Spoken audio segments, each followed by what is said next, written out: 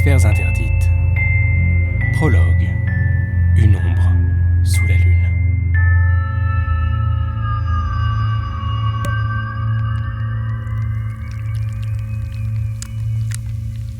De fines bulles s'extirpaient péniblement du fond des coupes dorées, agglutinées en un troupeau de sphères, impatientes de regagner la surface pour y mourir, dans un clapotis gazeux. L'or irait abreuver les lèvres charnues des convives assoiffés, mais le gaz, lui, n'avait autre but que d'attirer le regard sur son contenant. Les lèvres pétillaient de la même agitation, chantant à tue-tête les paroles déformées de chansons populaires, discourant des épreuves et des succès de l'année écoulée, ou murmurant quelque anecdote ou commérage aux dépens d'un invité.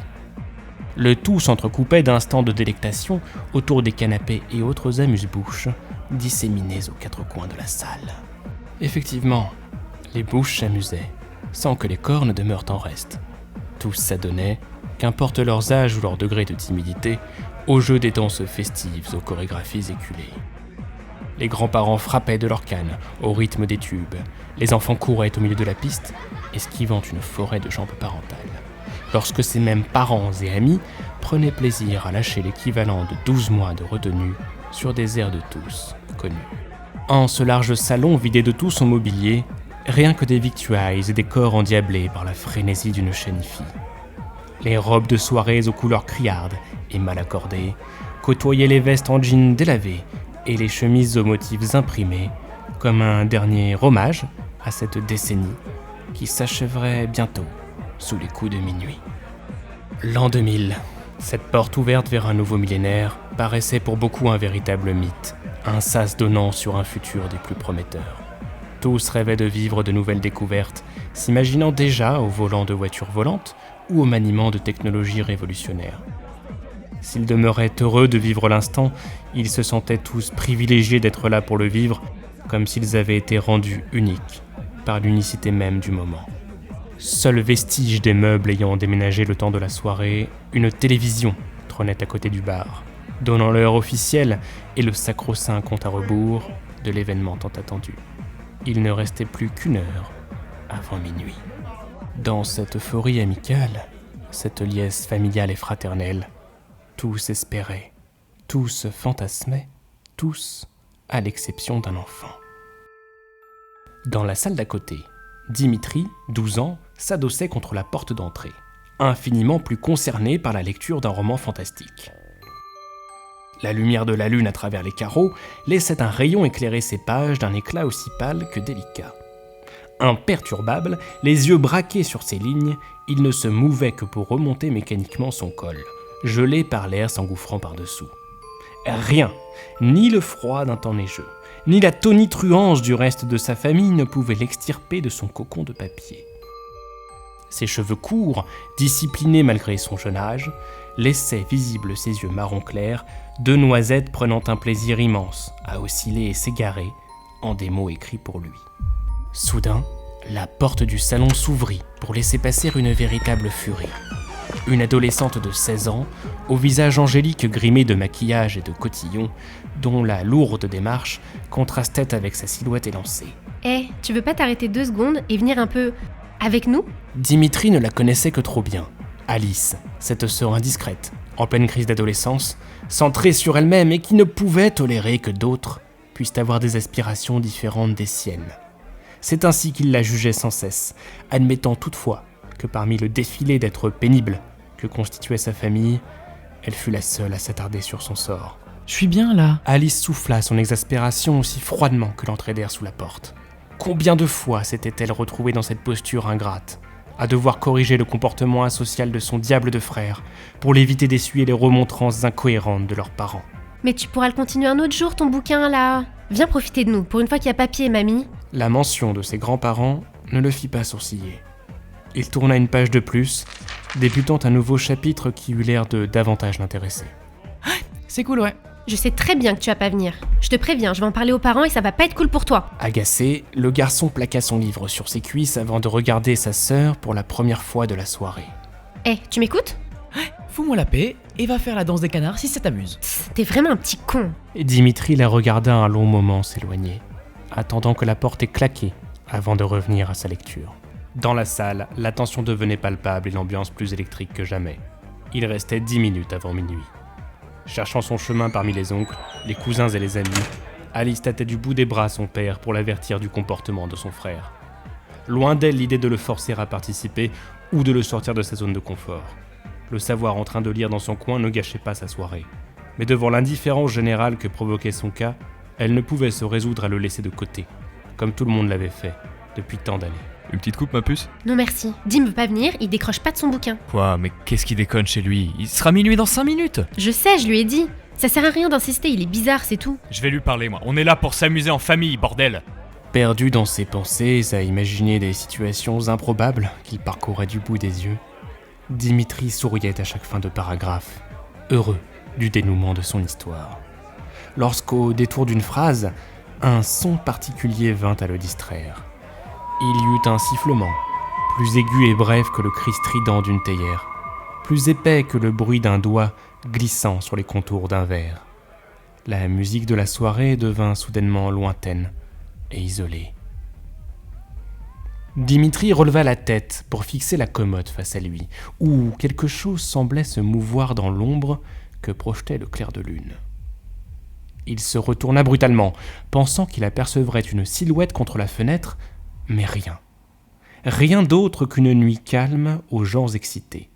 Pourtant, l'ombre s'agitait toujours en face, semblant s'extirper de la commode pour se diriger vers lui. Rampant au sol, se hissant péniblement sur le tapis à la manière d'un chiot fébrile, l'ombre s'arrêta à quelques dizaines de centimètres du garçon, semblant guetter une réaction de sa part. Ce dernier, bouche bée, se frotta les yeux avant d'esquisser un rire nerveux. Il examina la créature avec un air amusé, stupéfait. Que pouvait être cette petite chose craintive ? L'ombre paraissait vivante, habitée d'une authentique présence. Rien ne la différenciait d'une autre ombre, mais tout la distinguait du réel. Cette projection adoptait une texture unique, comme un tissu d'écailles microscopiques, de grains d'un cristal parfaitement opaque, absorbant toute lumière, tout en laissant réchapper à un certain éclat une sorte de miroir noir. D'une insaisissable géométrie, elle semblait tout autant sortir du sol que s'y incruster, comme un volume fait de 2 dimensions. En son état quasi larvaire, l'ombre paraissait inoffensive, une curiosité attendrissante, jusqu'à ce que la porte de la fête ne s'ouvre subitement pour laisser passer un invité se rendant aux toilettes. Visiblement troublée par l'intense volume sonore qui s'échappa l'espace d'un instant, la créature esquissa une forme de hoquet, qui la fit grandir d'une 30aine de centimètres d'un seul bond. Dimitri, surpris, se plaqua contre la porte d'entrée, ne détachant pas ses yeux de la chose qui semblait éprise de tremblement, rendue visiblement nerveuse par l'agitation. L'enfant approcha lentement sa main, dans une tentative de caresser la bête intangible. « C'est rien, c'est qu'une fête, ça va aller. Moi non plus, j'aime pas ça. » Mais pour toute réponse, celle-ci continua de se braquer et eut un nouveau hoquet. Sa taille approcha le 1,50 m, lui permettant à présent de surpasser Dimitri. Le garçon se redressa tout en gardant le dos plaqué contre la porte et le regard focalisé sur la bête, n'osant cligner des yeux. Il espérait s'être endormi sur son livre et se trouver au beau milieu d'un cauchemar qui s'éteindrait bientôt. Il aurait voulu hurler, mais quelque chose en lui ordonnait le silence. Là où la terreur se serait emparée de n'importe quel enfant, il ne ressentait qu'une épouvantable attente, priant pour qu'aucun nouveau stimulus ne vienne à nouveau déranger la créature. Seulement, la porte s'ouvrit sur le père de Dimitri, échaudé, déterminé à extirper son fils de son comportement. « Bon allez toi, ça suffit, il est presque minuit, tu viens faire un bisou à tout le monde, allez, et... » Il ignora totalement la créature, si bien que le garçon crut un court instant qu'il s'agissait d'une hallucination. Avant que son père ne retourne son attention sur la manoire qui lui faisait face, changeant pour une expression moins digne. « Mon Dieu, mais qu'est-ce que c'est que ce truc ?» Apeuré, le père lâcha sa flûte qui alla se briser sur le marbre de la pièce. À l'entente du choc, Dimitri serra les poings. La créature eut un nouveau soubresaut et grandit encore, pour avoisiner cette fois les 2 mètres de haut. Sa texture devint plus épaisse, des membres se dessinèrent le long de son corps semblable à un nuage de minuscules pétales mat. La petite larve s'était mute en une sorte de monstre asymétrique, dont la tête émergente semblait un assemblage d'organes incohérents, dépourvus d'yeux mais dotés de plusieurs dents ou de cornes informes.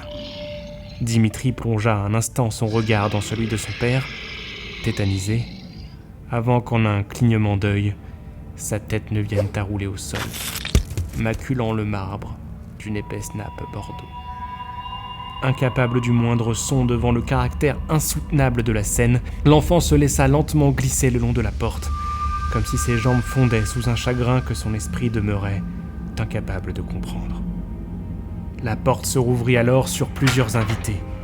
La tante de Dimitri aperçut d'abord le sang, la tête au sol, avant de réaliser la présence de l'ombre vivante, pour pousser un immense hurlement de profond désespoir. La musique stoppa net, arrêtée par les convives.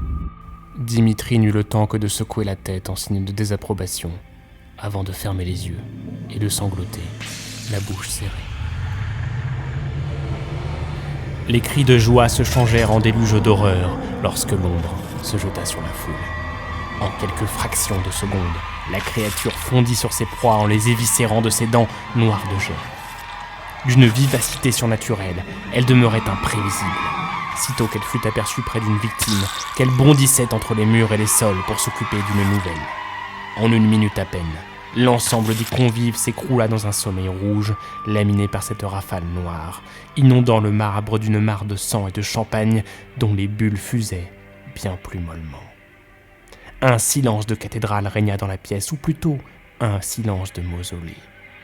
Le verre brisé et les cotillons colorés jonchaient le sol déjà chargé. Les corps mutilés gisaient d'une mort profonde, sans même le soupçon d'un geste nerveux ou d'un gémissement d'agonie. Le massacre avait été d'une bestialité chirurgicale, d'une barbarie précise et efficace. Dimitri fut alors secoué vigoureusement par des mains qui, contre toute attente, disposaient encore d'un corps intact, le sortant de sa pétrification. Alice caressa son visage, tendrement, avant de le serrer dans ses bras. Incapable de mettre le moindre mot sur ce qui venait de se passer, seuls les petits couinements et balbutiements de leurs sanglots incontrôlés se faisaient entendre. D'abord incapable du moindre geste, Dimitri se laissa aller à étreindre sa sœur de toutes ses forces, voulant à tout prix se raccrocher à cette maigre chaleur, cette infime lumière encore présente. C'est fini, Dimi. On est tous les deux mains. Le souffle d'Alice fut coupé. L'enfant desserra ses bras et entr'ouvrit les yeux, espérant encore qu'il s'agissait d'un temps de respiration.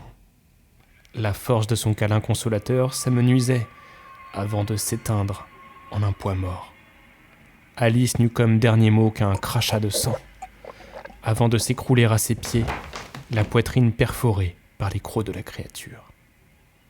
Celle-ci toisait à présent Dimitri qui n'y portait désormais plus aucune attention, fixant d'un regard perdu le corps de sa sœur. Il n'entendit qu'un grognement, suivi du même curieux sifflement de verre, avant que l'ombre ne se réduise en une traînée de poussière. L'enfant ne bougea pas d'un centimètre, n'osant rien regarder d'autre que ses mains d'adolescente pénible, qu'il avait tant de fois trouvées insupportables. Ses mains avec qui il s'était chamaillé, ses mains qu'il avait repoussées dans sa quête de solitude, ses mains qui à présent demeuraient aussi froides et raides que le souffle d'air s'échappant sous la porte. Dans l'autre pièce, la télé se ralluma pour vomir un dernier son.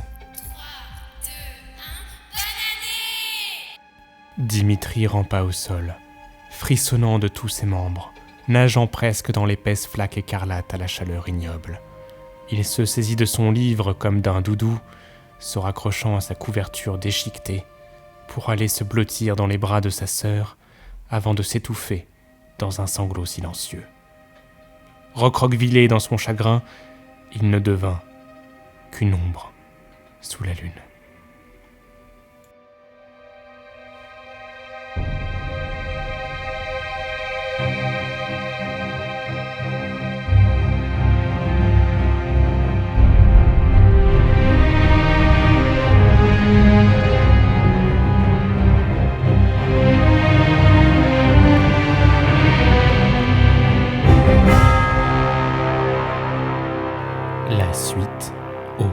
épisode.